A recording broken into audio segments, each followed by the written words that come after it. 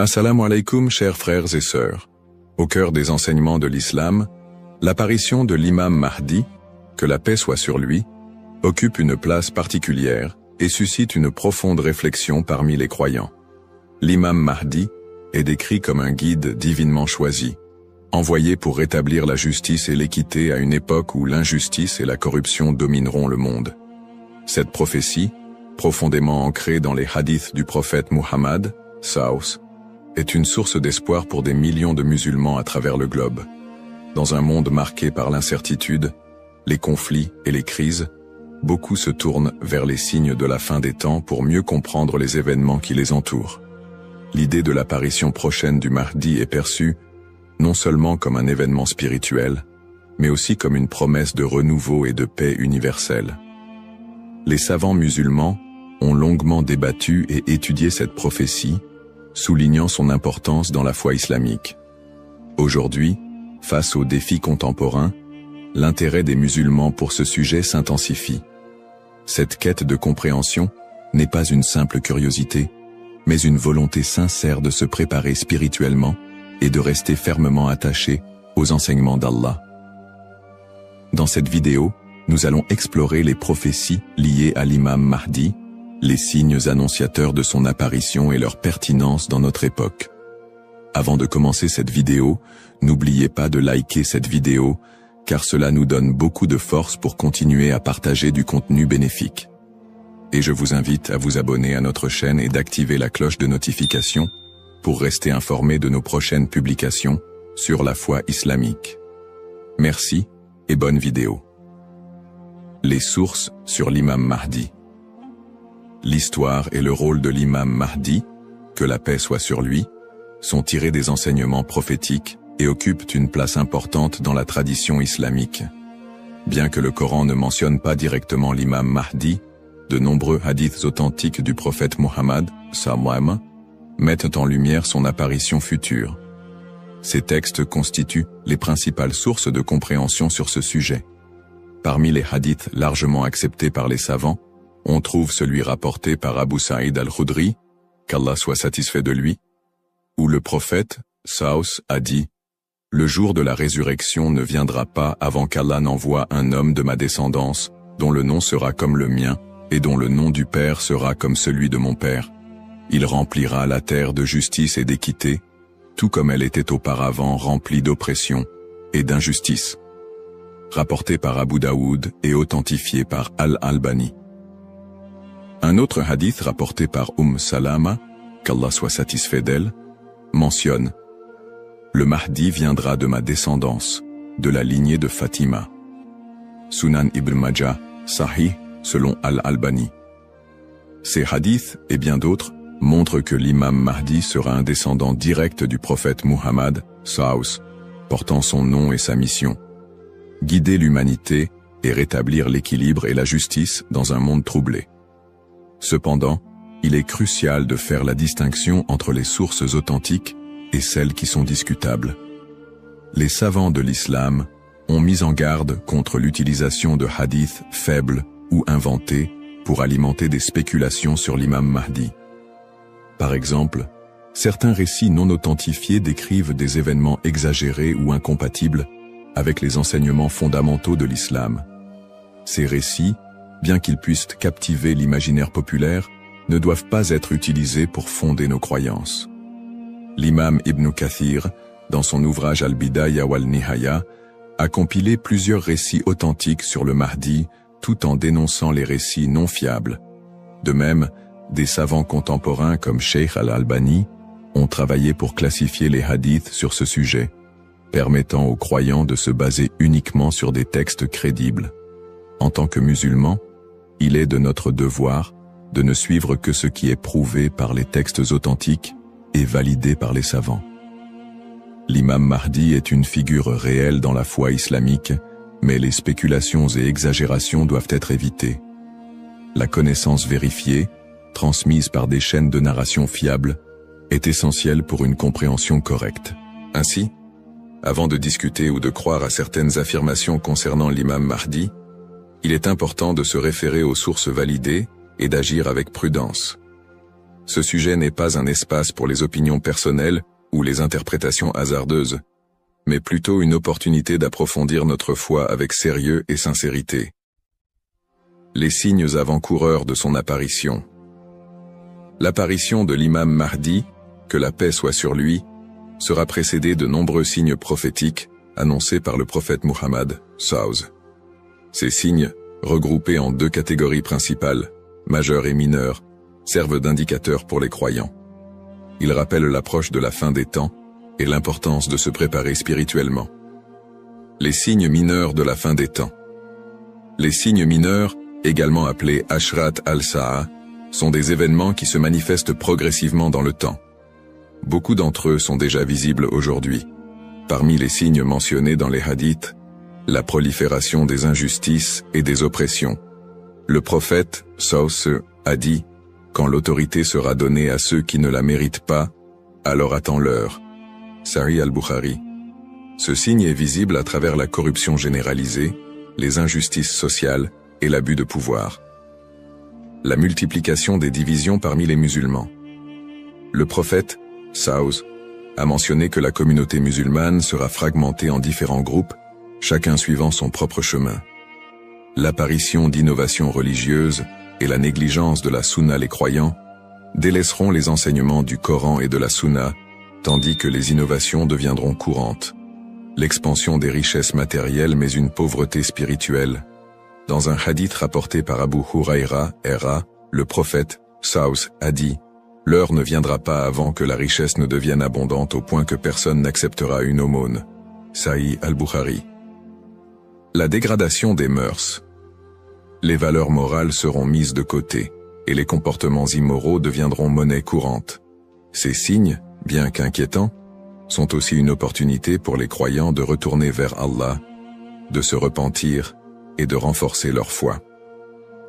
Les signes majeurs de la fin des temps.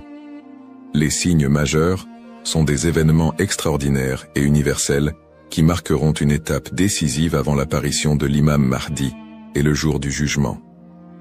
Parmi ces signes, la montée de grands troubles et conflits mondiaux. Des guerres intenses et des désordres sans précédent se propageront, causant chaos et destruction. L'émergence du Dajjal, l'Antéchrist. Le Dajjal apparaîtra comme un grand trompeur, prétendant être divin. Il sera un test majeur pour les croyants. L'imam Mahdi sera un guide spirituel crucial pour affronter cette épreuve. L'apparition d'un feu en Arabie. Le prophète, SAW, a dit « L'heure ne viendra pas avant qu'un feu ne sorte du Hijaz et éclaire les coups des chameaux à Bousra. » Sahih al-Bukhari. Le lever du soleil à l'ouest. Ce phénomène surnaturel marquera un point de non-retour pour le repentir des gens. La descente de Jésus, Issa, que la paix soit sur lui, Jésus, As, reviendra pour soutenir l'imam Mahdi, vaincre le Dajjal et instaurer la justice. Événements actuels liés aux signes. De nombreux croyants se demandent si les événements contemporains, tels que les catastrophes naturelles, les pandémies, les guerres et l'érosion des valeurs morales, pourraient être liés à ces signes prophétiques. Bien que certains événements puissent sembler correspondre, il est important de rappeler que seul Allah connaît le moment exact de la réalisation de ces prophéties. Interprétation des signes par les savants. Les savants islamiques soulignent que les signes de la fin des temps ne doivent pas être interprétés littéralement ni utilisés pour prédire des dates précises. Leur rôle est de renforcer notre foi et de nous rappeler l'impermanence de ce monde. Cheikh al-Islam Ibn Taymiyyah et d'autres érudits ont mis en garde contre les spéculations excessives, rappelant que les prophéties doivent être comprises dans leur contexte spirituel et non comme des prédictions mondaines. Se préparer tout en restant modéré. Face à ces signes, les musulmans sont appelés à se tourner vers Allah par la prière, la lecture du Coran et les bonnes actions. Il est essentiel de ne pas sombrer dans la panique ou les théories sensationnalistes, mais plutôt de renforcer notre foi et notre confiance en Allah. Comme le prophète SAW l'a dit, « Agissez tant que vous êtes en vie ». Un rappel essentiel. Enfin, Il est crucial de se souvenir que seul Allah connaît le moment exact de l'apparition de l'imam Mahdi et du jour du jugement. Le rôle du croyant est de se préparer spirituellement et d'agir pour le bien, sans céder aux inquiétudes ou à l'impatience. Qui est l'imam Mahdi? L'imam Mahdi, que la paix soit sur lui, est une figure centrale des prophéties islamiques liées à la fin des temps.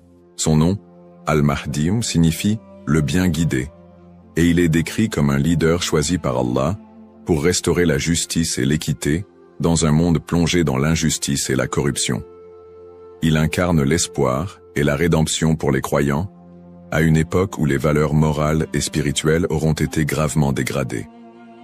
Le rôle de l'imam Mahdi selon les enseignements islamiques.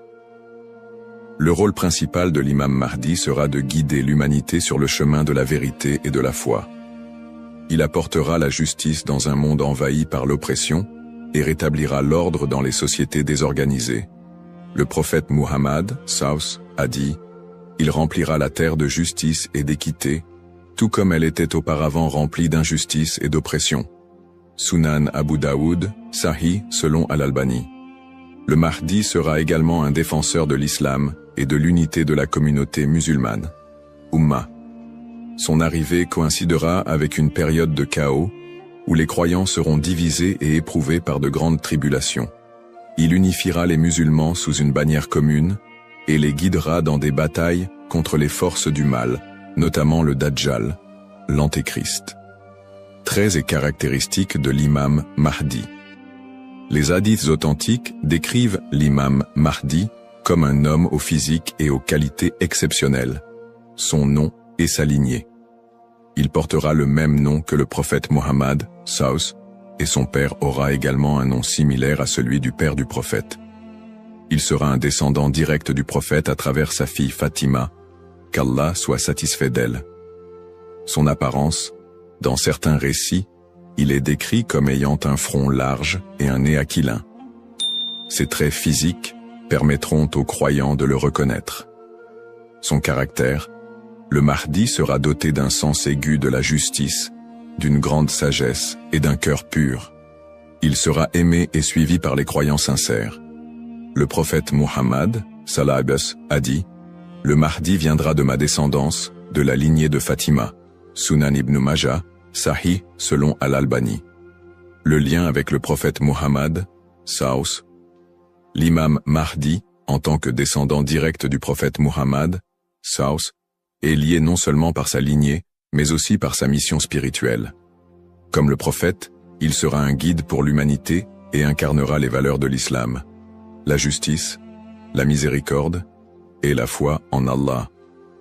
Sa venue est perçue comme une continuation de la mission prophétique, avec un accent particulier sur la restauration de l'équilibre dans un monde corrompu. Pourquoi est-il tant attendu par les croyants? L'attente de l'imam Mahdi est profondément enracinée dans l'espoir de voir un monde meilleur. Les musulmans voient en lui un symbole d'espoir, surtout dans les moments de grandes difficultés et d'injustice.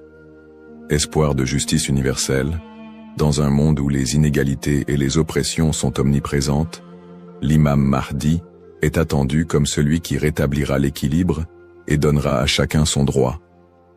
Unité de la communauté musulmane. À une époque où les divisions parmi les musulmans sont nombreuses, il apportera l'unité et la paix au sein de l'Ummah. Un guide spirituel et moral. Alors que les valeurs spirituelles s'érodent, il sera un phare de lumière et un rappel puissant du message divin. Pour les croyants, l'imam Mahdi représente un renouveau spirituel et moral. Sa venue n'est pas simplement un événement futur, mais un rappel constant de l'importance de rester attaché à sa foi, de cultiver la justice et d'agir en tant que serviteur d'Allah. Un rappel essentiel. Bien que l'attente du Mahdi soit source d'espoir, il est important de se rappeler qu'Allah seul connaît le moment de son apparition. Comme le prophète Muhammad, Saus, l'a dit, il viendra au moment qu'Allah aura choisi pour lui. Cette croyance nous rappelle de nous concentrer sur nos propres actions et de renforcer notre foi en préparation à cet événement majeur. Le rôle du croyant en attendant l'imam Mahdi. L'attente de l'imam Mahdi, que la paix soit sur lui, est une réalité profondément ancrée dans la foi islamique. Cependant, cette attente ne doit pas être perçue comme une justification pour l'inaction ou la passivité. Au contraire, le croyant est appelé à renforcer sa foi, ses bonnes actions et son lien avec Allah dans cette période d'attente. Se concentrer sur ses propres actes et sa foi. L'attente de l'imam Mahdi ne signifie pas que les croyants doivent simplement espérer un changement sans agir. Allah nous rappelle dans le Coran, « Certes, Allah ne modifie pas l'état d'un peuple tant qu'il ne modifie pas ce qui est en eux-mêmes. » Sourate Ar-Ra'd 13-11. Cela implique que chaque croyant doit se concentrer sur l'amélioration de ses propres actes, de sa foi et de son comportement. L'imam Mahdi ne viendra pas pour accomplir ce que nous négligeons, mais pour guider une communauté déjà engagée dans la voie d'Allah. Pratique recommandée pour le croyant. En attendant l'imam Mahdi, le croyant doit s'efforcer de maintenir une relation forte et constante avec son Créateur. Voici quelques pratiques essentielles. La prière, salah. La prière est le pilier central de l'islam et le premier acte dont le croyant sera jugé.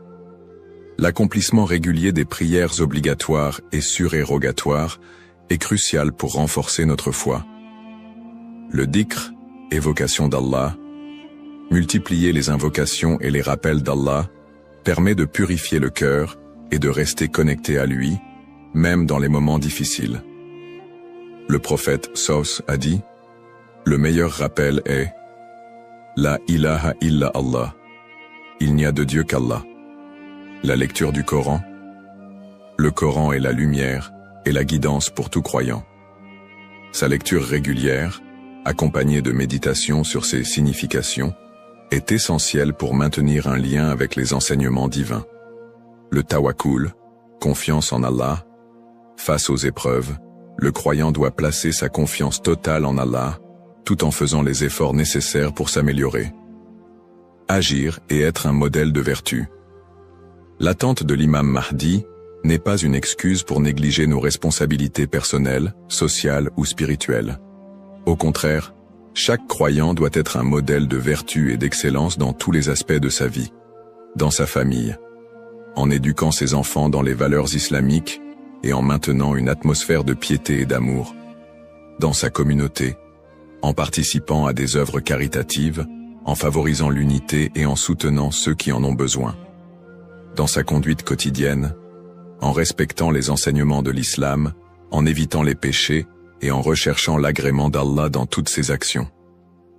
Un rappel d'équilibre et de responsabilité. L'imam Mahdi n'est pas une figure miraculeuse venue pour résoudre tous les problèmes du monde sans notre participation.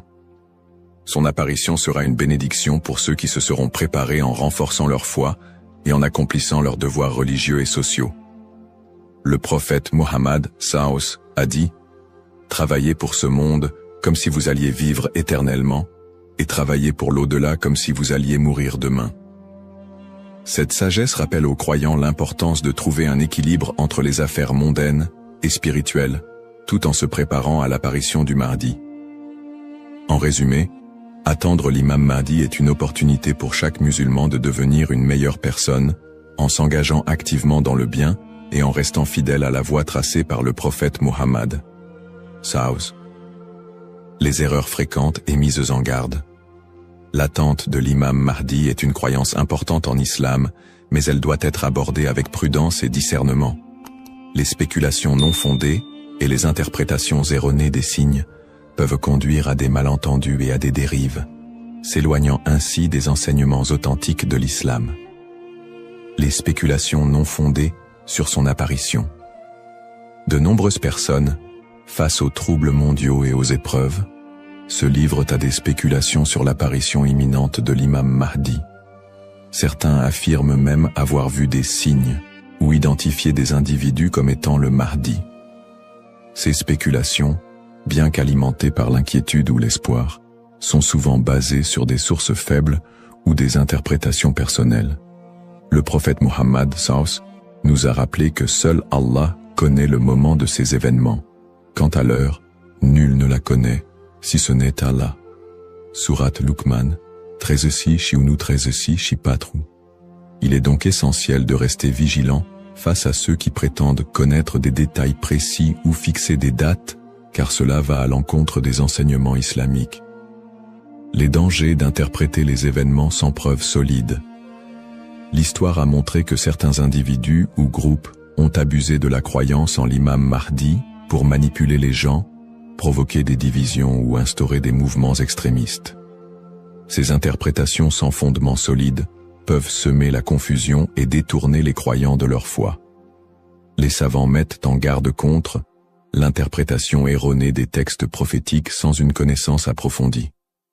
L'utilisation des événements actuels pour affirmer des prophéties sans preuves solides. La propagation de fausses informations ou d'idéologies qui ne reposent pas sur le Coran et la Sunna. Les conseils des savants pour éviter les dérives. Pour se prémunir contre ces erreurs, les savants recommandent les points suivants.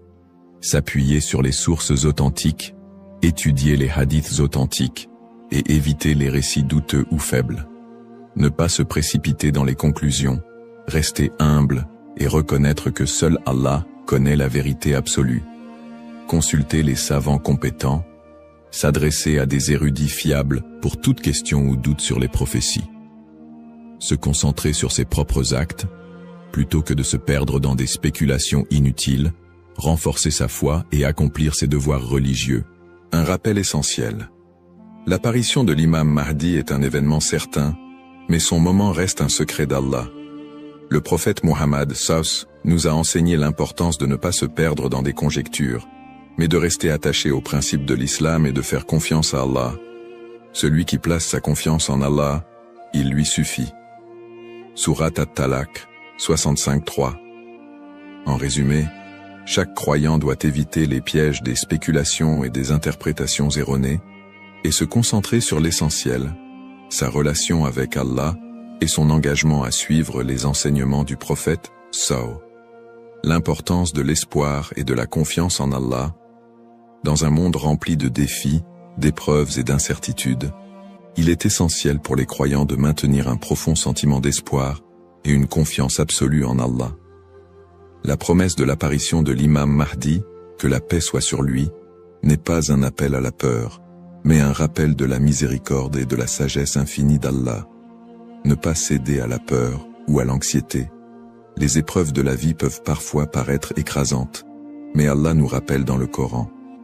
Ne vous laissez pas abattre et ne soyez pas tristes. Vous êtes les supérieurs si vous êtes croyants.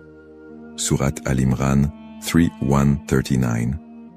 Plutôt que de succomber à l'anxiété face aux troubles du monde ou aux signes de la fin des temps, les croyants doivent se rappeler que ces événements font partie du plan divin. Allah est le meilleur des planificateurs, et tout ce qui se passe a une raison profonde, même si elle nous échappe. Chaque épreuve est une opportunité de se rapprocher d'Allah. Les moments de difficulté sont, en réalité, des occasions uniques pour renforcer sa foi et son lien avec Allah. Le prophète Mohammed SAW a dit « La récompense est proportionnelle à l'épreuve. Lorsqu'Allah aime un peuple, il l'éprouve. » Sahih al-Bukhari. Au lieu de voir les épreuves comme des obstacles, elles doivent être perçues comme des moyens d'expier nos péchés, de purifier nos cœurs et d'accroître notre patience et notre gratitude. Les pratiques comme le dhikr, la prière et la lecture du Coran permettent de transformer ces épreuves en des opportunités de rapprochement avec Allah. Plus le croyant se connecte à son Seigneur, plus il trouve de sérénité et de force face à l'adversité. Rester unifié en tant qu'Umma. L'unité de la communauté musulmane, Umma, est un pilier essentiel dans la préparation à l'apparition de l'imam Mahdi. La division affaiblit les croyants et les détourne de leurs objectifs spirituels. Allah nous appelle à l'unité dans le Coran. Et cramponnez-vous tous ensemble au câble d'Allah et ne soyez pas divisés. Surat Al-Imran 3:103. En restant unis, les croyants peuvent surmonter les épreuves collectives et se soutenir mutuellement dans la foi. L'entraide, le pardon et l'amour fraternel sont des valeurs fondamentales pour bâtir une communauté forte et résiliente. Un rappel d'espoir et de sérénité. Allah est toujours avec ceux qui placent leur confiance en lui. Le prophète Mohammed, Savus, nous a enseigné que même dans les moments les plus sombres, Il y a toujours de l'espoir pour ceux qui se tournent vers Allah avec sincérité. Il a dit, étonnante est l'affaire du croyant. Tout ce qui lui arrive est un bien pour lui. Si un bonheur l'atteint, il remercie, et c'est un bien pour lui. Et si un malheur l'atteint, il patiente, et c'est un bien pour lui. Sahih Muslim. Ainsi, en renforçant notre foi, en restant unis et en plaçant notre confiance en Allah, nous transformons les moments d'incertitude en des opportunités de grandir spirituellement et de construire un avenir meilleur pour l'Ummah. Conclusion inspirante. En résumé, la prophétie de l'apparition de l'imam Mahdi est un rappel puissant pour les croyants de renforcer leur foi, d'être attentifs aux enseignements d'Allah et de se préparer spirituellement à l'au-delà. Nous avons exploré les sources authentiques qui mentionnent l'imam Mahdi, les signes avant-coureurs de son apparition et son rôle dans la restauration de la justice et de l'équité. Nous avons également mis en lumière l'importance pour chaque croyant d'agir, de cultiver la patience et de ne pas tomber dans des spéculations infondées. Ces enseignements sont une invitation à la réflexion personnelle. Suis-je prêt à rencontrer mon Seigneur? Ai-je accompli les devoirs qu'Allah m'a confiés? L'attente de l'imam Mahdi doit nous pousser à purifier nos intentions, à accroître nos bonnes actions et à renforcer l'unité de l'Ummah. Terminons cette réflexion par une invocation sincère. Ô Allah, guide-nous sur le droit chemin, raffermis notre foi et aide-nous à être parmi ceux qui te plaisent. Protège l'humanité des épreuves et des divisions et accorde à l'Ummah l'unité et la paix. Fais de nous des serviteurs sincères et prépare nos cœurs à accueillir tes bénédictions. Amin. Puisse Allah nous accorder la patience, la sagesse et la force d'être des modèles de vertu et de foi. Bismillahir-Rahman-ir-Rahim. Au nom d'Allah, le tout miséricordieux, le très miséricordieux. Assalamu alaykum wa rahmatullahi wa barakatuh. Que la paix, la miséricorde et les bénédictions d'Allah soient d'armois sur vous tous. Attention, beaucoup de croyants commettent une erreur sans s'en rendre compte. Une erreur qui peut affecter leur relation avec Dieu. Lorsque l'appel à la prière du Maghrib retentit, qu'est-ce que vous faites en premier? Vous précipitez-vous sur la nourriture pour rompre votre jeûne et manger un repas complet avant de prier? Ou bien vous accomplissez immédiatement votre prière avant de prolonger l'iftar? Saviez-vous que retarder volontairement la prière du Maghrib après avoir bien mangé peut être une erreur grave?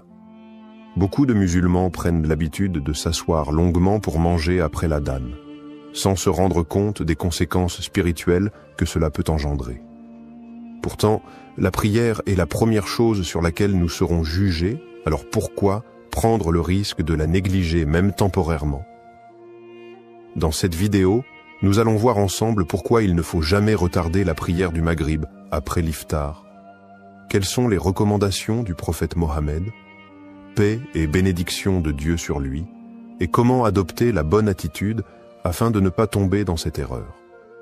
Préparez-vous à découvrir un enseignement essentiel qui pourrait transformer votre manière de pratiquer votre foi. Avant de commencer cette vidéo, n'oubliez pas de liker cette vidéo, car cela nous donne beaucoup de force pour continuer à partager du contenu bénéfique. Et je vous invite à vous abonner à notre chaîne et d'activer la cloche de notification pour rester informé de nos prochaines publications sur la foi islamique. Partagez-la avec vos proches et laissez un commentaire pour me dire ce que vous en pensez. Merci et bonne vidéo. Explication du problème. La prière du Maghrib est l'une des 5 prières obligatoires en islam. Elle marque la fin du jeûne quotidien pendant le mois de Ramadan et se situe à un moment clé de la journée, juste après le coucher du soleil. Son importance est capitale, car en tant que prière prescrite, elle doit être accomplie dans son temps imparti et ne peut être retardée sans raison valable. Le prophète Mohammed, paix et bénédiction de Dieu sur lui, a insisté sur la nécessité d'accomplir les prières à l'heure.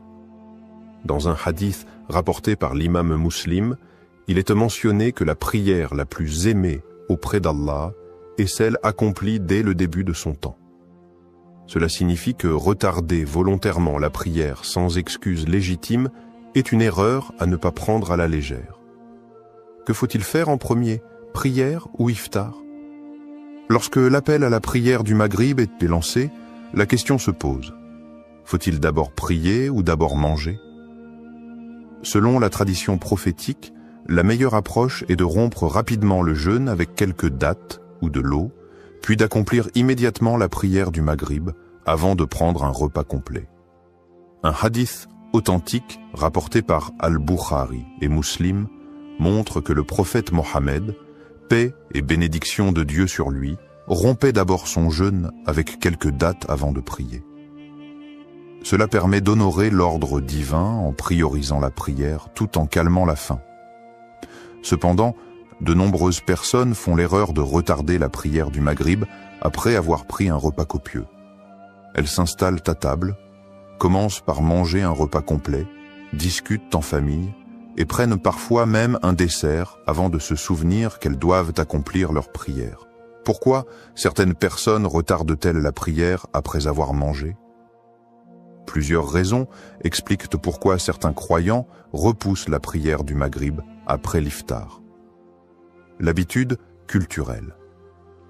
Dans certaines familles et traditions, il est courant de faire un long repas dès l'iftar, en considérant la prière comme une action secondaire qui peut être accomplie plus tard. La faim intense. Après une journée entière de jeûne, beaucoup ressentent un besoin immédiat de manger et ont peur de ne pas avoir assez d'énergie pour prier. L'influence de l'environnement. Dans les grandes réunions familiales ou les repas collectifs, il peut être difficile de s'éloigner de la table pour accomplir sa prière à l'heure. Le confort après le repas. Après avoir bien mangé, on peut être pris d'une sensation de fatigue ou de lourdeur qui rend la prière plus difficile à accomplir avec concentration et sérénité. Les conséquences de cette habitude. Lorsqu'on prend l'habitude de retarder la prière après un long repas, plusieurs problèmes se posent. On risque d'oublier la prière en restant occupé avec le repas, les discussions et les distractions. L'esprit devient moins concentré après un repas copieux, ce qui diminue la qualité de la prière.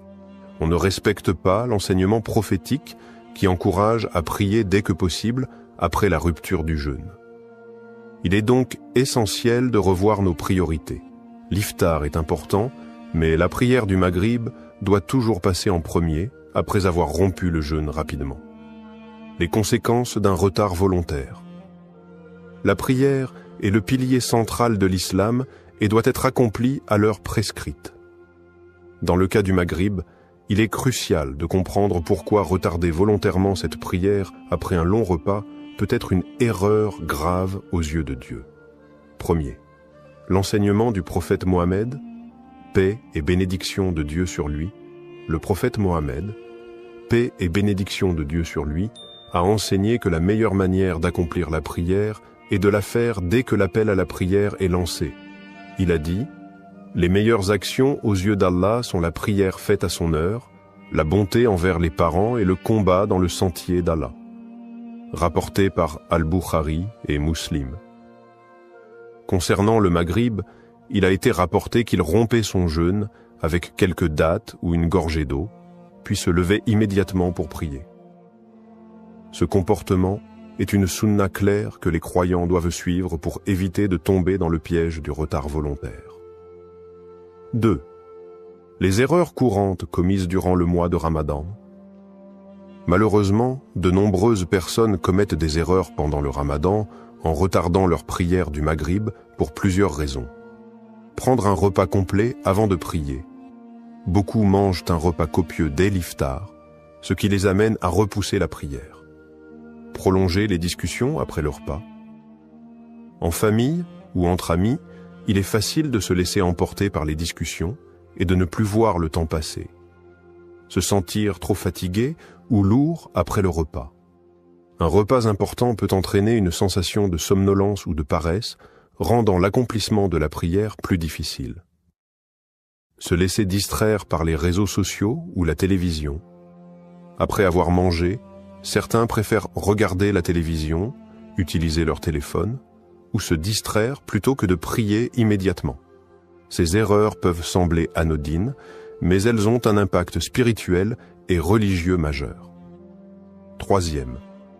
Preuve tirée du Coran et des hadiths sur l'importance de la ponctualité dans la prière, Allah insiste dans le Coran sur l'importance de préserver la prière et de la faire à l'heure.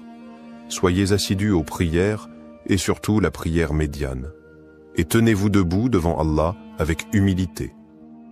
Sourate Al-Baqarah, verset 238. Ce verset rappelle aux croyants qu'ils ne doivent pas négliger ou retarder leurs prières, notamment lorsqu'ils ont la capacité de les accomplir immédiatement. Un autre verset met en garde contre ceux qui retardent volontairement leurs prières. Malheur donc à ceux qui prient tout en négligeant leurs prières, qui sont pleins d'ostentation et refusent l'ustensile de la charité. Sourate Al-Ma'un, versets 4 à 7. Ce passage du Coran met en évidence le danger du retard volontaire de la prière et les conséquences spirituelles qui en découlent. Quatrième. Les avertissements des savants sur le retard de la prière du Maghrib. Les savants de l'islam ont toujours averti contre le fait de retarder volontairement la prière sans raison valable. Selon eux, Cheikh Ibn Baz a expliqué que retarder la prière du Maghrib jusqu'à la disparition totale du crépuscule sans excuse est un péché. Cheikh Al-Albani a insisté sur le fait que la prière doit être la priorité, même en période de Ramadan, et qu'il suffit de rompre rapidement son jeûne avant de l'accomplir. Cheikh Ibn Othaymin a rappelé que ceux qui mangent longuement avant de prier risquent d'être distraits et de perdre la concentration nécessaire pour bien accomplir leur prière. En conclusion, la prière du Maghrib ne doit jamais être retardée volontairement après un repas complet. Pour préserver notre relation avec Dieu et suivre l'exemple du prophète, nous devons rompre notre jeûne avec quelques dattes et de l'eau, puis prier immédiatement avant de reprendre notre repas sereinement. Ne laissons pas les distractions du repas nous éloigner de l'adoration la plus précieuse, la prière. Ce que disent les textes religieux sur l'ordre entre iftar et prière. La question de l'ordre entre la rupture du jeûne, iftar, et la prière du Maghrib a été abordée dans plusieurs sources islamiques, notamment le Coran, les hadiths du prophète Mohammed, paix et bénédiction de Dieu sur lui, et les avis des savants. Il est donc essentiel de comprendre quelle est la meilleure approche à adopter pour suivre la voie correcte. Premier. Que disent les textes religieux? Le prophète Mohammed, paix et bénédiction de Dieu sur lui, a donné une indication claire sur la manière dont il rompait son jeûne et accomplissait la prière. Un hadith authentique rapporté par Anas ibn Malik indique: le messager d'Allah rompait son jeûne avec quelques dattes fraîches avant de prier. S'il n'y en avait pas, alors avec des dattes sèches. Et s'il n'y en avait pas, alors avec quelques gorgées d'eau. Rapporté par Abu Daoud, At-Tirmidhi et authentifié par Al-Albani. Ce hadith montre que le prophète ne prenait pas un repas complet avant de prier, mais se contentait d'une petite quantité de nourriture pour rompre le jeûne rapidement, puis accomplissait la prière du Maghrib avant de manger davantage. L'importance de prier à l'heure est également confirmée par un verset du Coran. Accomplis la prière au déclin du soleil jusqu'à l'obscurité de la nuit, et fais aussi la récitation du Coran à l'aube, car la récitation à l'aube a des témoins. Sourate Al-Isra, verset 78.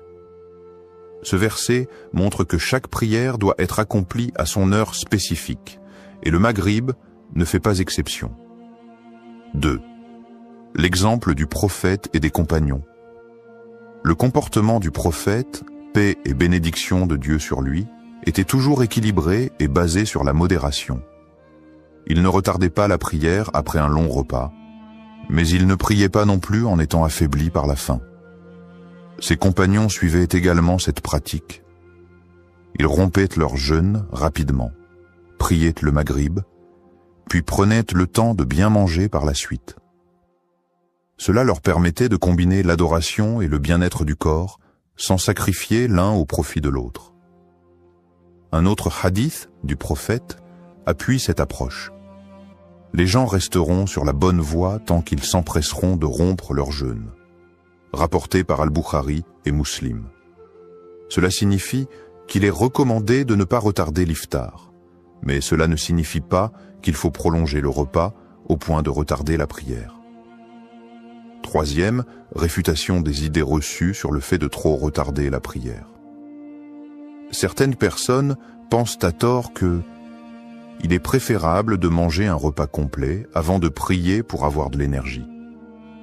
La prière peut être retardée tant qu'elle est faite avant l'Isha. Ces arguments ne sont pas fondés sur les enseignements du prophète.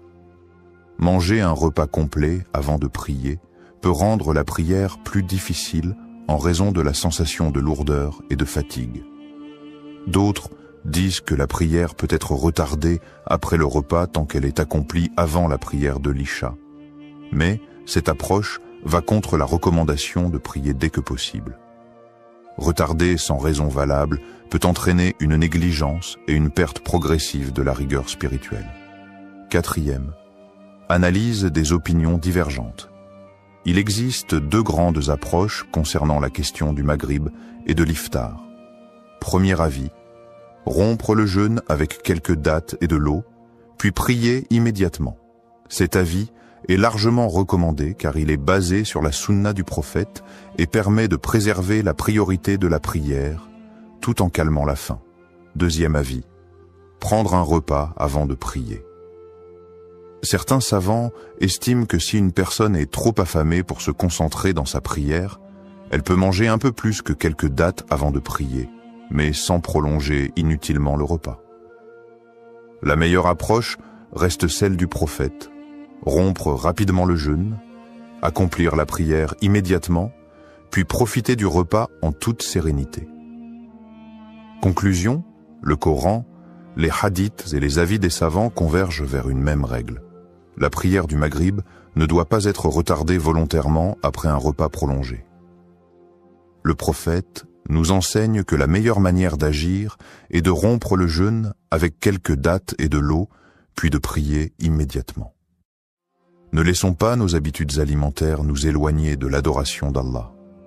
Faisons passer la prière avant tout, et Allah nous accordera sa bénédiction. Conséquences spirituelles et impact sur la foi. L'islam accorde une place centrale à la prière, qui est le premier acte d'adoration sur lequel nous serons jugés le jour du jugement. Retarder systématiquement la prière du Maghrib après un long repas peut sembler anodin, mais en réalité, cela a un impact profond sur la spiritualité, la discipline religieuse et la relation avec Allah. Premier, perte progressive de la rigueur spirituelle. Lorsqu'un croyant prend l'habitude de retarder la prière sans raison valable, il commence à affaiblir son engagement religieux. En effet, la prière est censée être une priorité absolue et non un simple rituel secondaire à caser dans son emploi du temps. Allah dit dans le Coran, « La prière a été prescrite aux croyants en des temps déterminés. » Sourate An-Nisa, verset 103. Cela signifie que chaque prière doit être accomplie à son heure précise. Lorsqu'on retarde une prière pour des raisons futiles, cela peut ouvrir la porte à la négligence et à terme, entraîner une baisse de foi et une perte de connexion avec Allah. Exemple concret, un frère témoigne. Avant, je prenais l'habitude de manger un repas complet avant de prier Maghrib. Puis un jour, j'ai réalisé que souvent je traînais tellement que je priais juste avant Isha. En changeant mon habitude et en priant immédiatement après l'iftar, j'ai senti une amélioration énorme dans ma concentration et ma discipline religieuse. Deuxième impact sur la proximité avec Allah. La prière est un moment d'intimité avec Allah, où le croyant se détache de ce monde pour se reconnecter avec son Créateur. Lorsque l'on repousse ce moment, on accorde plus d'importance à la nourriture et au plaisir terrestre qu'à l'adoration. Le prophète Mohammed, paix et bénédiction de Dieu sur lui, a dit « La prière est la lumière du croyant », rapporté par Ahmad et At-Tabarani. En retardant volontairement la prière, on éloigne cette lumière de notre cœur, et avec le temps, cela peut créer une insensibilité spirituelle. Exemple concret, une sœur raconte « J'avais du mal à me sentir connecté dans mes prières. Un jour, j'ai décidé de prier Maghrib immédiatement après l'iftar, et j'ai remarqué que mon cœur était plus léger et que ma concentration s'améliorait. J'ai compris que retarder la prière m'éloignait inconsciemment d'Allah. » Troisième, le danger d'oublier ou d'abandonner la prière. Lorsque l'on commence à retarder une prière, on prend l'habitude de la minimiser et cela peut mener à l'oubli ou même à l'abandon progressif des obligations religieuses. Allah met en garde contre ce comportement, malheur donc à ceux qui prient tout en négligeant leur prière. Sourate Al-Ma'un, versets 4 à 5. Ce verset montre que ceux qui négligent la prière sont en grand danger spirituel. Même si au début, on pense la rattraper plus tard, l'habitude de retarder peut affaiblir la foi jusqu'à ce que la prière devienne une corvée ou soit oubliée. Exemple concret. Un jeune homme témoigne « J'avais l'habitude de dire « je prierai après le repas ». Et puis je regardais mon téléphone, discutais avec mes amis, et avant même de m'en rendre compte, l'heure de l'Isha arrivait. Un jour, j'ai même complètement oublié de prier Maghrib. C'est là que j'ai compris que je devais changer. Quatrième Ramadan. Un mois pour rectifier ses habitudes. Le mois de Ramadan est une opportunité précieuse pour renforcer sa relation avec Allah et adopter de bonnes habitudes spirituelles. Si l'on ne fait pas de la prière une priorité en ce mois béni, alors quand le fera-t-on? Ô vous qui avez cru, le jeûne vous a été prescrit comme il l'a été à ceux qui vous ont précédés, afin que vous atteigniez la piété. Sourate Al-Baqarah, verset 183. Ce verset montre que le Ramadan est un mois de transformation spirituelle. C'est le moment idéal pour abandonner l'habitude de retarder la prière et revenir à la sunna du prophète. Conclusion. Retarder la prière du Maghrib après un long repas peut sembler anodin, mais c'est une habitude qui affaiblit la foi, éloigne d'Allah et peut mener à la négligence spirituelle. En prenant l'habitude de rompre le jeûne rapidement et de prier immédiatement après, on renforce sa discipline religieuse, sa connexion avec Allah et sa rigueur dans l'adoration. Faisons de la prière une priorité, surtout en ce mois béni, et ne laissons pas nos repas prendre le dessus sur notre foi. Conseils pratiques et solutions. Le Ramadan est une période où la discipline et l'organisation sont essentielles pour équilibrer les obligations religieuses et les besoins corporels. Voici quelques conseils pratiques pour gérer son iftar sans retarder la prière du Maghrib. 1. Rompre le jeûne avec modération et prier immédiatement. Le prophète Mohammed, paix et bénédiction de Dieu sur lui, nous a enseigné la meilleure façon de rompre le jeûne. Lorsque l'un de vous veut rompre son jeûne, qu'il le fasse avec des dattes, car elles sont une bénédiction. S'il n'en trouve pas, qu'il le fasse avec de l'eau, car elle est purificatrice. Hadith rapporté par At-Tirmidhi. Solution: mangez 2 à 3 dattes et buvez un verre d'eau immédiatement à l'adhan du Maghrib. Dirigez-vous directement vers la prière avant de prendre un repas plus copieux. Encouragez votre famille à adopter cette habitude pour éviter les retards. Pourquoi? Vous suivez la sunna du prophète. Vous évitez de trop manger, ce qui peut provoquer la paresse et retarder la prière. Vous accomplissez votre devoir religieux à l'heure, sans précipitation. 2. Préparer son repas à l'avance pour éviter le stress. L'un des principaux problèmes est le manque d'organisation qui pousse certaines personnes à retarder la prière pour cuisiner ou manger trop longuement. Solution: préparer le repas principal bien avant Maghrib pour éviter de perdre du temps après l'adhan. Optez pour des plats simples et digestes afin de faciliter la prière après le repas. Fixez un temps précis entre l'iftar et la prière pour éviter les distractions. Astuce: faites un planning hebdomadaire des repas du Ramadan pour ne pas être pris au dépourvu chaque jour. 3e. Instaurez une routine spirituelle durant le Ramadan est un mois de discipline et de spiritualité. Profitez-en pour renforcer votre lien avec Allah en donnant la priorité à la prière. Solution. Planifiez votre soirée en fonction des prières et non en fonction du repas. Évitez les distractions après l'iftar, téléphone, télévision, pour rester concentré sur l'adoration. Impliquez toute la famille dans une routine religieuse. Prière en groupe, lecture du Coran après Maghrib, etc. Astuce. Mettez une alarme pour l'adhan du Maghrib afin de ne jamais perdre la notion du temps. 4e. Trouvez un équilibre entre la nourriture et la spiritualité. Il est important de ne pas faire de l'iftar un moment d'excès, mais un temps équilibré où l'on nourrit à la fois le corps et l'âme. Solution. Mangez en quantité raisonnable avant la prière pour éviter la lourdeur. Buvez suffisamment d'eau pour éviter la fatigue qui pourrait être une excuse pour retarder la prière. Considérez la prière comme un moment de gratitude et non comme une obligation à repousser, rappel. Et recherchez l'au-delà à travers ce qu'Allah t'a donné et n'oublie pas ta part en ce bas monde.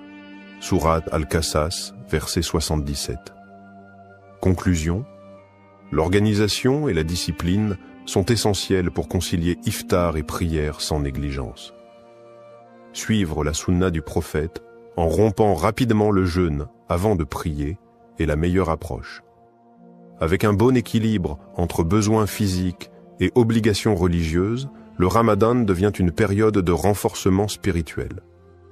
Ne laissons pas notre repas retarder notre prière. La nourriture nourrit le corps, mais la prière nourrit l'âme. Conclusion et message final, nous avons vu à quel point la prière du Maghrib doit être accomplie à l'heure, sans être retardée inutilement après l'iftar. Le prophète Mohammed, paix et bénédiction de Dieu sur lui, nous a enseigné l'équilibre parfait entre les obligations religieuses et les besoins corporels. Rappel des points essentiels, rompre le jeûne avec quelques dattes et de l'eau, puis prier immédiatement. Ne pas faire de l'iftar un moment d'excès qui entraîne la négligence de la prière. Suivre la discipline du Ramadan pour renforcer sa connexion spirituelle avec Allah. S'organiser à l'avance pour ne pas avoir à choisir entre manger et prier à l'heure. Un message fort, prioriser la prière avant tout. La prière est l'acte le plus important de notre adoration.